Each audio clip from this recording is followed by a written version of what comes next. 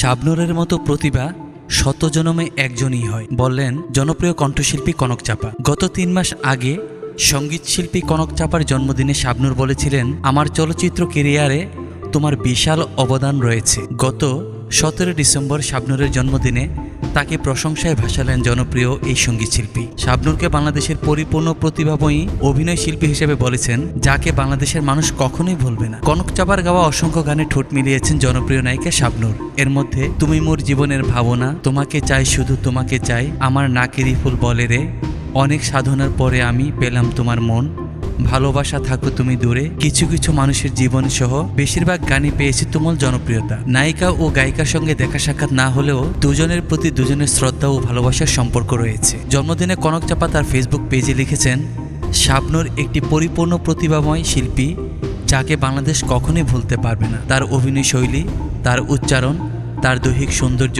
তার চাঁদপোনা মুখশ্রী গোলাপের মতো হাসি এবং তার নয়ন যুগল পুরো যুব সম্প্রদায়কে বোধ করে রেখেছে কয়েক যুগ। তার রেশ এখনো কাটেনি, কাটবে না কখন। এই শাবনূর এপিসোড থেকে দর্শক বেরোতেও চায়নি, চাইবেও না, কারণ এমন প্রতিভার অধিকারী শত জনমে একজনই হয়। কনক চাপা তার ফেসবুক পোস্টে আরও লিখেছেন, শাবনূরের সমসাময়িক অনেকেই আছেন, কিন্তু কাছাকাছি কেউ নেই। আমি বলা যায় প্রথম থেকে তার জন্য গাইছি। আশ্চর্যজনক কথা যে তার সঙ্গে আমার খুবই কম দেখা হয়েছে। আমি আমার মতো গিয়েছি, তিনি তার মতো অভিনয় করেছেন, কিন্তু যখন পর্দায় দেখেছি তখন আমারই বিশ্বাস হয়নি যে এটা আমি গেয়েছি। মনে হয়েছে এটা যেন তারই কণ্ঠ। এই যে একাকার হয়ে যাওয়া, এই ক্রেডিট আমি শাবনূরকেই দিতে চাই।